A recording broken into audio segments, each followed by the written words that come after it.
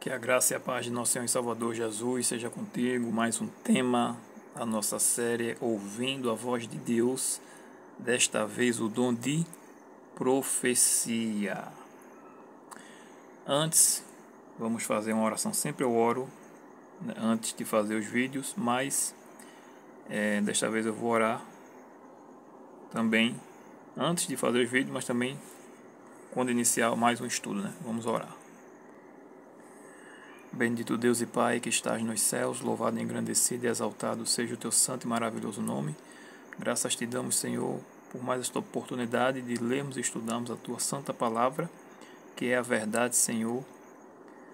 E te pedimos, Senhor, santifica-nos, Senhor, na tua verdade, santifica-o, Senhor, na tua palavra, pois a tua palavra é a verdade. Concede-nos, Senhor, o teu Espírito Santo neste momento, aclara nossa mente, abranda nosso coração para entender o que a tua palavra fala desse tema sobre o dom de profecia, em nome de Jesus. Amém. Antes da entrada do pecado no mundo, Deus e o homem se comunicavam face a face. Tendo caído em pecado, o ser humano perdeu esse privilégio. Mas o Criador não desistiu de manter contato com seus filhos. Há muitas maneiras através das quais ele fala. Uma delas é o ministério profético. O profeta Amós disse: certamente o Senhor Jeová não fará coisa alguma sem primeiro revelar o seu segredo aos seus servos, os profetas. Amós 3, verso 7. Profetas são porta-vozes do Senhor, especialmente dotados pelo Espírito Santo para essa tarefa. De acordo com a Bíblia, esse dom seria visto na Igreja de Deus nos últimos dias. É interessante também a gente perceber que na Bíblia, quando fala dos dons, né, no Novo Testamento, diz lá que o dom maior é o amor. Obviamente tudo que a gente vai fazer tem que ser por amor. Sem amor de nada vale. Mas de todos os versos que falam ali no Novo Testamento, o que mais aparece é realmente o dom de profecia, né? Porque a profecia ela envolve não apenas a revelação do futuro, do que vai ocorrer, mas do que já está revelado, né? A doutrina bíblica. É interessante perceber também que muitos não acreditam que possa haver o dom de profecia ainda em nossos dias, mas a realidade é que Deus fez esta promessa, né? E o próprio Jesus fala, quando a gente lê em João, em Mateus, aliás, capítulo 24, ele falando dos últimos dias, como estaria o mundo, né? O mundo social, o mundo físico, o mundo religioso. E ele diz que haveria falsos profetas.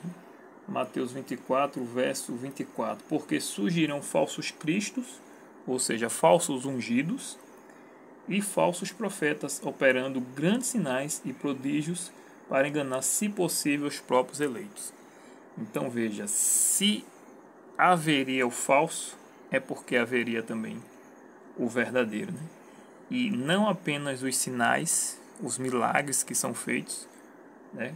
Mas se esse profeta ele anda de conformidade com a palavra de Deus, porque muitos podem achar que o camarada é um profeta, o ungido de Deus, através de milagres, né? Mas a Bíblia mostra que Satanás ele também opera sinais, né? E como ele fala aqui o Senhor Jesus, que grandes sinais e prodígios faria, se possível, para enganar até os eleitos. E a única segurança que temos é na palavra de Deus. Alguns requisitos não, mas algumas questões para se botar à prova se realmente o profeta, o referido profeta, ele realmente é de Deus. Veja, um teste, né? Primeira carta de João, capítulo 4, aqui, ó. Se ele aceita a encarnação de Jesus, ou seja, se Jesus, ele é o Filho de Deus, de fato.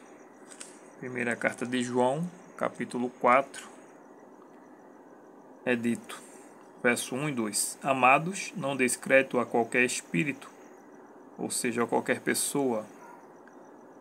Antes provai os espíritos se procedem de Deus, porque muitos falsos profetas têm saído pelo mundo fora. Verso 2. Nisto reconheceis o Espírito de Deus.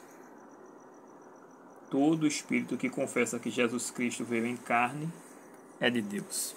Então, aquele que não confessa que Jesus Cristo veio em carne, que é o Filho de Deus, ele não pode ser considerado um homem verdadeiro, que venha estar ensinando a verdade. O capítulo 7 de Mateus, para a gente ler também, vem dizendo outra coisa também muito interessante nessa questão de fazer sinais e prodígios. Jesus diz o seguinte em Mateus capítulo 7, aí mostra do verso 15 ao 23. Jesus diz: acautelai-vos dos falsos profetas que se vos apresentam disfarçados em ovelhas, mas por dentro são lobos roubadores. E como identificar? A palavra diz, Jesus diz, né? Pelos seus frutos os conhecereis. Colhem-se porventura uvas dos espinheiros ou figos dos abrolhos? E aí eu vou adiantar para o verso 20. Assim, pois, pelos seus frutos conhecereis. Nem todo que me diz Senhor, Senhor entrará no reino dos céus, mas aquele que faz a vontade de meu Pai que está nos céus. Muitos naquele dia hão de dizer-me: Senhor, Senhor, porventura não temos nós profetizado em teu nome? E em teu nome não expelimos demônio? E em teu nome não fizemos muitos milagres? E aí Jesus diz: então lhes direi explicitamente: nunca vos conheci, apartai-vos de mim, os que praticais a iniquidade. Ou seja, eles viviam em pecado, né? Pecado é a transgressão da lei de Deus, como já aprendemos aqui nos temas 14 e 15 e também no tema 16. Outra coisa, né? Não basta confessar que Cristo veio em carne, mas também em Deuteronômio, capítulo 18, verso 21, é dito o seguinte: se disseres no teu coração, como conhecerei a palavra que o Senhor Jeová não falou? Sabe que, quando esse profeta falar em nome do Senhor Jeová, e a palavra dele se não cumprir, nem suceder como profetizou, esta é a palavra que o Senhor Jeová não disse. Com soberba falou tal profeta, não tenhas temor dele. Nós tivemos ultimamente no Brasil a última eleição, 2022, para presidente da República, e muitas profetadas saíram por aí, né? E o povo continua acreditando ainda nesses profetas, né?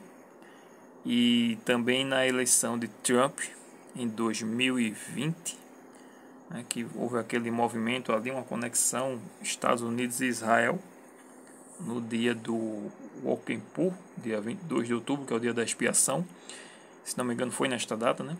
Mas eles disseram que ali tinha que tocar as trombetas e tal, e etc. Que trombeta, Trump em inglês parece que significa trombeta, e era uma referência ao presidente dos Estados Unidos, que ele iria ganhar a eleição, iria dar apoio a Israel para construir o terceiro templo, etc. E toda aquela profecia ali foi, né, por água abaixo, né? Profetizaram a vitória de Trump, e Trump a gente sabe que não venceu. Se foi por fraude ou não foi, isso é outra história, mas não se concretizou. Se Deus dissesse que ele iria ganhar, ele ganharia em ponto final. Então, o profeta ele tem que reconhecer a Jesus Cristo como Filho de Deus, e muitos se levantam, né, e não reconhecem. Ele tem que ter frutos de justiça, ou seja, frutos de obediência à palavra de Deus. Ele tem que, as suas profecias têm que se cumprir, né? E aqui reforça mais ainda, eles têm que andar em conformidade com a Bíblia e a lei de Deus. Deuteronômio 13, já que eu estou perto de Deuteronômio, né? Já estou em Deuteronômio, diz o seguinte: quando o profeta ou sonhador se levantar no meio de ti e te anunciar um sinal ou prodígio, e sucedeu tal sinal ou prodígio de que te houver falado, e disser: vamos após outros deuses que não conheceste, e vamos, não ouvirás as palavras desse profeta ou sonhador, porquanto o Senhor Jeová, vosso Deus, vos prova, para saber se amais o Senhor Jeová, vosso Deus, de todo o vosso coração e de toda a vossa alma. Ou seja, o profeta, o falso profeta, ele pode até acertar uma determinada predição, mas é o Senhor que permitiu para provar o seu povo, né? Porque se aquele profeta não guarda os mandamentos de Deus, ele não é realmente um profeta verdadeiro. Não existe o camarada ser um profeta de Deus e dizer, por exemplo, que não é mais para guardar o mandamento do sábado. Então ele tem que estar em conformidade. Isso comprovado lá em Isaías, capítulo 8. Vai dizer o seguinte, versos 19 e 20. Mas eu acho que eu leio o verso 16 também. Isaías 8 vai dizer o seguinte: resguarda o testemunho, sela a lei no coração dos meus discípulos. E aí vem o verso 19: quando vos disserem, consultai os necromantes e os adivinhos, que cochicham e murmuram, acaso não consultará o povo ao seu Deus? A favor dos vivos se consultarão os mortos? A lei e ao testemunho, se eles não falarem desta maneira, jamais verão a alva. E essa palavra aqui, testemunho, é exatamente em relação à profecia, certo? Se não falar desta maneira, ou seja, de conformidade com a lei e os profetas, não verão a alva, ou seja, não se salvarão. Alguns profetas também, né, quando têm as suas visões, elas são acompanhadas de fenômenos físicos, como ocorreu com Daniel, capítulo 10, versos 7 ao 10. Mas só, por exemplo, um profeta, ele é arrebatado em visão, tudo está acontecendo ao seu redor, mas ele está ali como se tivesse... Ele está ali paralisado, né, como se estivesse sonhando com os olhos abertos. As pessoas ao redor observando ele, e ele está tendo ali um arrebatamento em visão. Mas só isso não se identifica. Ele tem que acompanhar realmente os demais requisitos. Como é que a pessoa é profeta de Deus se ele não obedece à lei de Deus, ou se ele não reconhece Jesus Cristo como Filho de Deus, o Deus divino, né? O Filho divino de Deus. Por exemplo, as testemunhas de Jeová, elas não acreditam em Jesus como Deus, elas acreditam que Jesus foi um ser criado. Na Bíblia existem vários relatos de profetas, né? Vários livros foram escritos pelos profetas: Isaías, Jeremias, Ezequiel, Amós, Oséias, Miqueias, Jonas, só para citar alguns, né? Mas também houve mulheres na Bíblia que eram profetisas, embora elas não tenham escrito nenhum livro na Bíblia, né? Miriam talvez seja o primeiro relato, né? Irmã de Moisés. Débora, que era também juíza. Temos Ana, ali já no Novo Testamento. E também, só para citar alguns exemplos, né? As 4 filhas de Filipe, lá em Atos 21, verso 8 e 9. Ou seja, Deus ele não faz distinção, certo? Ele não faz distinção. Temos também João Batista. E lá em Atos 2, inclusive, tem um verso interessante que eu gostaria de ler, falando sobre isso. Diz o seguinte: Atos 2, verso... a partir do verso 16, né? Pedro diz o seguinte: mas o que ocorre é o que foi dito por intermédio do profeta Joel. Veja o que Joel falou.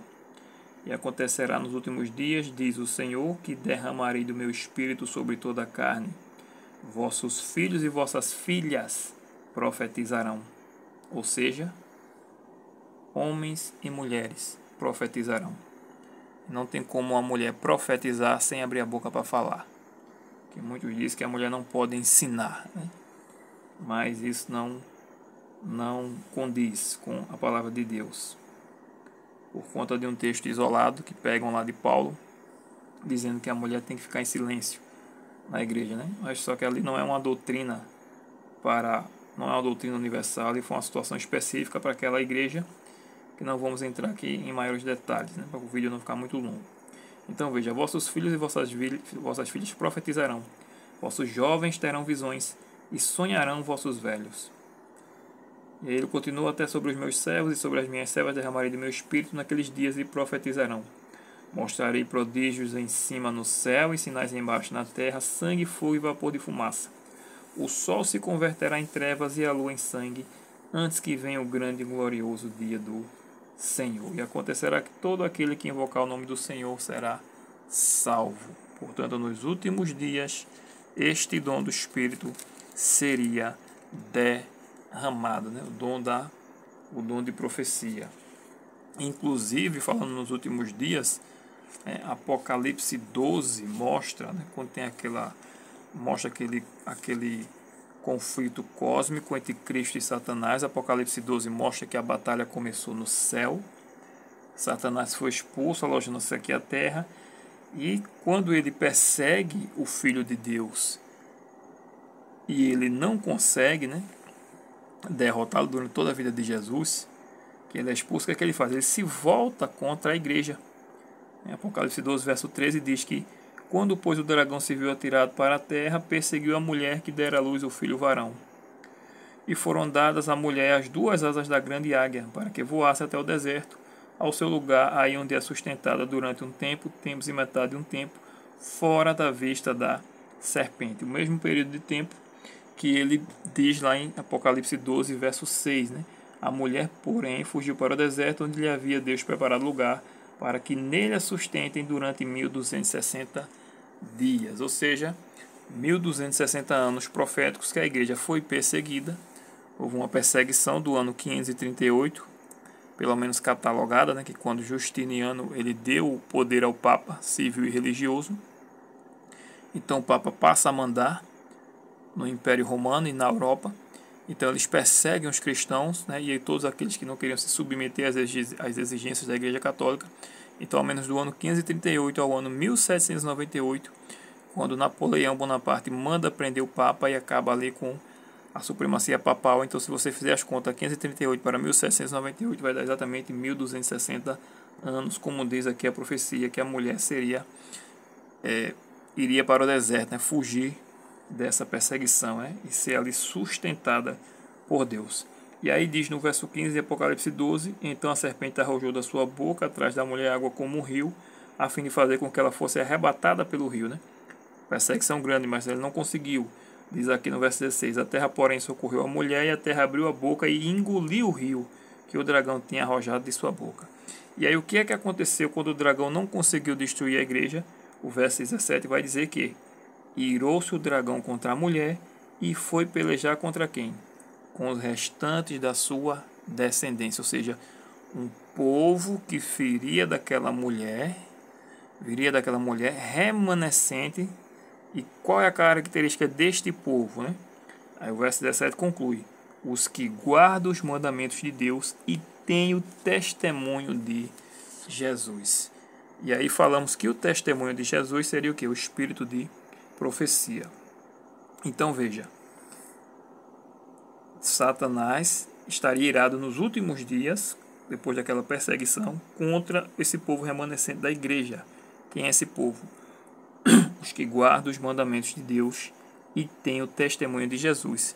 E Apocalipse 19, verso 10 vai dizer que realmente o testemunho de Jesus é o espírito de profecia ou dom profético, como costumamos também falar. João diz, né, depois que recebe as revelações, que se prostra diante do anjo para adorá-lo. E aí o anjo disse, né, não faças isso, sou conservo teu e dos teus irmãos, que mantém o testemunho de Jesus. Adora a Deus, pois o testemunho de Jesus é o espírito de profecia. Veja que ele faz uma separação aqui. Sou conservo teu e dos teus irmãos, que mantém o testemunho de Jesus. Pois o testemunho de Jesus é o espírito de profecia. E lá em Apocalipse 22, verso 9, ele detalha mais uma vez um anjo, vai dizer o seguinte. Então, né, João de novo foi tentar adorar o anjo. Então ele me disse, vê, não faças isso. Eu sou conservo teu, repete as mesmas palavras, dos teus irmãos, os profetas. Aqui ele não fala os que têm o testemunho de Jesus, mas ele já deixa claro, né? Sou conservo teu dos teus irmãos, os profetas. Quem seriam os irmãos de João, né? Fazendo essa separação de dons, né? Como o apóstolo Paulo fala aqui, uns Deus escolheu para pastores, outros para presbíteros, diáconos, etc. Então, fazendo essa separação, o anjo diz, sou conservo teu, dos teus irmãos, os profetas, e dos que guardam as palavras deste livro. Adora a Deus, ou seja, o povo de Deus como um todo, os que guardam as palavras deste livro e os que são profetas, né? E lá em Apocalipse 12, verso 17, fala que os que guardam os mandamentos de Deus, né? E o testemunho de Jesus. Então, o testemunho de Jesus, a igreja nos últimos dias, o povo remanescente, iria guardar os mandamentos de Deus e teria o dom profético. Nos últimos dias, portanto, o verdadeiro dom de profecia seria visto dentro da igreja que segue todos os mandamentos de Deus. Primeira carta a Coríntios, capítulo 14, falando daquilo que a gente falou no início do tema, sobre os dons proféticos, né, que o dom de profecia que aparece logo em seguida do dom do amor principal, o dom de profecia era o que mais aparecia, ou aparece em todos os versos bíblicos do Novo Testamento falando dos dons do Espírito Santo. Então veja que Paulo fala em 1 Coríntios 14, verso 5. Eu quisera que vós todos falasseis em outras línguas, muito mais, porém, que profetizasseis. Pois quem profetiza é superior ao que fala em outras línguas, salvo se as interpretar para que a igreja receba a edificação. Ou seja, então Paulo prefere que as pessoas profetizem, porque é aquilo que a gente falou, não apenas o que foi revelado para o futuro, mas o que já está revelado na palavra de Deus. Então o apóstolo Paulo considera o dom de profecia essencial para a edificação da igreja. E nós, como adventistas do sétimo dia, cremos que Ellen White recebeu este dom profético. Ellen Gold White, ela, uma norte-americana, né, que viveu entre 1827 e 1915, ela manifestou características de um profeta verdadeiro e trouxe orientações fundamentais para o povo de Deus no tempo do fim. Quando a gente compara os escritos de Ellen White, por exemplo, nós vemos que os seus escritos, seus ensinos são fundamentados na Bíblia, nada foge da Bíblia. Ela exalta a pessoa e a divindade de Cristo, suas profecias se cumpriram, sua vida tem muitos frutos positivos reconhecidos pela igreja e pela sociedade. Como a gente viu no tema passado, a questão dos 8 remédios naturais, por exemplo, e seus ensinos estão em conformidade com a Bíblia e com a lei de Deus.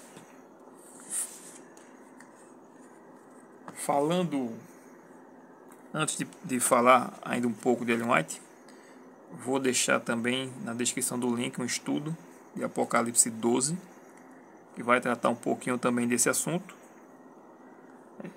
E antes disso temos um conselho bíblico de Deus para nós no fim dos tempos. Segundo o livro de Crônicas, capítulo 20. Veja o que a Bíblia fala sobre os profetas do Senhor. 2 Crônicas, capítulo 20, verso 20. O rei Josafá disse: pela manhã cedo se levantaram e saíram ao deserto de Tecoa.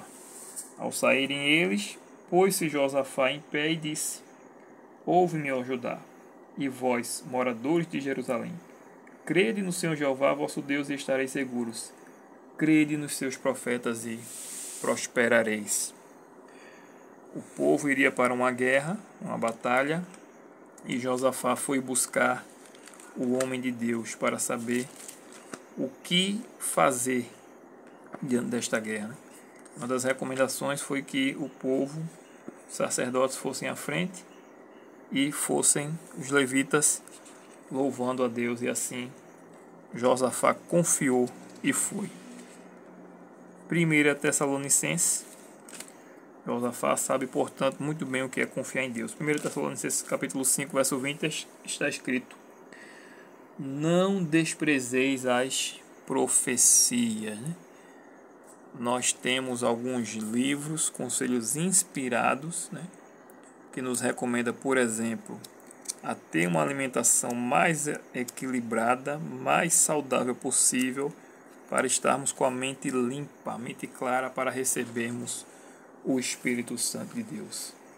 Então veja, Ellen White, ela nasceu em 26 de novembro de 1827, nos Estados Unidos. Aos 9 anos de idade, ela foi atingida por uma pedra lançada por uma colega de escola e quase morre.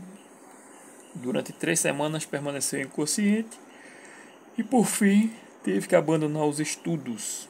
Aos 14 anos de idade, ela foi batizada e se tornou membro da Igreja Metodista. Depois de assistir a várias reuniões adventistas, mileritas, que não existia igreja adventista ainda, o nome adventista é por conta do advento de Cristo.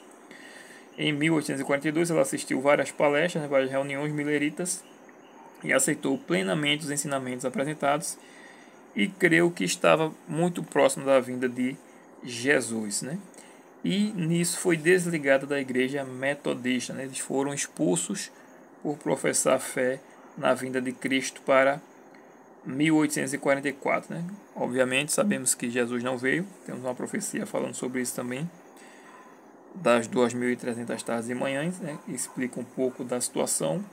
Eles erraram, o evento, Guilherme Miller e os seus auxiliadores, eles erraram o evento, mas a profecia estava certa, o tempo, tudo certo. O que eles erraram foi realmente o evento, Ellen White apenas fazia parte, como uma fiel, não estava à frente de nada daquilo ali, como alguns acusam, dizendo que Ellen White havia marcado data para a volta de Jesus junto com Miller, Isso é um absurdo. Em dezembro de 1844, Ellen White teve sua primeira visão, na qual contemplou a jornada do povo adventista rumo à Cidade de Deus. 1844, em dezembro, é que ela veio ter a primeira visão. Ela casou-se com o jovem pregador Tiago White, tornando assim Ellen G. White, ou Ellen Gold White. No caso, era Ellen Gold Harmon. Dessa união, tiveram 4 filhos. Tiago White faleceu em 1881. A mulher passou, portanto, aí mais de 20 anos viúva. Mais de 30, 1881. Ela veio falecer em 1915. Mais de 30 anos viúva. 19 mais 15, 34 anos mais ou menos. O casal aceitou a verdade do sábado depois de estudarem um tratado intitulado O Sábado do Sétimo Dia, um Sinal Perpétuo. Logo a seguir, em abril de 1847, ela teve uma visão na qual aparecia a lei de Deus como uma luz incidindo sobre o 4º mandamento. Ellen White foi submetida a vários testes bíblicos sobre a autenticidade de um profeta, como aquelas que falamos no início do vídeo, e foi aprovada em todos eles. Viveu e ensinou de acordo com a palavra de Deus. Seus escritos estimulam a obediência aos mandamentos e nos orientam a compreender melhor a Bíblia. Interessante que as outras pessoas, as outras igrejas nos acusam, de não crer apenas na Bíblia, quando na verdade é o contrário, Enquanto os escritos de Ellen White nos levam para a Bíblia, mostra que devemos obedecer a Bíblia Sagrada, eles rejeitam. Eles aceitam, por exemplo, os ensinamentos da Igreja Católica, dentre os quais a imortalidade da alma, o inferno como um lugar de tormento eterno, que já existe, na visão deles, não da Bíblia, e também rejeitam a guarda do sábado e prestam honra à Igreja Católica obedecendo ao domingo, mas acusam os adventistas de não crer na Bíblia, só na Bíblia. É impressionante, é uma discrepância, é uma incoerência. Então, Ellen White sempre confessou que Jesus Cristo veio em carne. Durante suas visões também perdia sua força natural e recebia força sobrenatural, mantinha os olhos abertos e não respirava. Em certa ocasião, ela segurou uma Bíblia de 8 quilos por meia hora com o braço estendido à altura do ombro. Alguns fenômenos aqui que ocorriam durante a visão dela. Ellen White viveu 88 anos, recebeu mais de 2.000 visões e sonhos e escreveu mais de 100.000 páginas. É a autora mais copiada do mundo. Ocupa o 4º lugar. Ocupa o 4º lugar entre os autores mais traduzidos do mundo e tendo seus escritos divulgados em mais de 150 idiomas. Suas obras mais conhecidas são Vida de Jesus, Caminho a Cristo, O Desejado de Todas as Nações e O Grande Conflito. Embora não tivesse alto nível de escolaridade, né, ela encerrou na 3ª série, né, hoje seria o 4º ano aqui no Brasil. Ela era estudiosa, embora não tivesse um grau, né, de escolaridade, né, escreveu com autoridade sobre diversos temas: religião, ciências, história, oratória, música, educação, psicologia, administração, namoro, casamento, saúde, nutrição, profecias, entre outros. Seu único propósito foi levar o leitor a sentir profundo amor por Cristo, compreender sua palavra e viver em santificação. Quem lê os escritos de Ellen White não tem dúvida nenhuma disso. Ela escreveu o seguinte: toma a Bíblia tal como ela é, como a palavra inspirada. Irmãos, nenhuma mente ou mão se empenhe em criticar a Bíblia. Apegai-vos à Bíblia tal como ela reza. O Senhor deu uma luz menor, seus escritos, para guiar homens e mulheres à luz maior, a Bíblia. Crede no Senhor, Jeová vosso Deus, e estareis seguros. Crede nos seus profetas e prosperareis. Aleluia. Escolas, casas publicadoras, clínicas médicas, tudo isso que a Igreja Adventista tem hoje são frutos das visões de Ellen White. Portanto, recapitulando o tema, nos últimos dias surgirão falsos profetas, falsos ungidos, já estamos vendo. Antes de rejeitar o dom de profecia, devemos provar, se os espíritos procedem realmente de Deus. Várias mulheres na Bíblia receberam esse dom de profecia, e esse dom se manifestaria no povo remanescente que segue os mandamentos de Deus. Ele teria, portanto, também o testemunho de Jesus, E tudo ficou escrito para nosso deleite e aprendizado. A Igreja Adventista do Sétimo Dia aceita esse dom manifestado na vida de Ellen G. White, em virtude de sua coerência em relação aos critérios bíblicos de avaliação profeta. Estamos, de fato, vivendo nos últimos dias.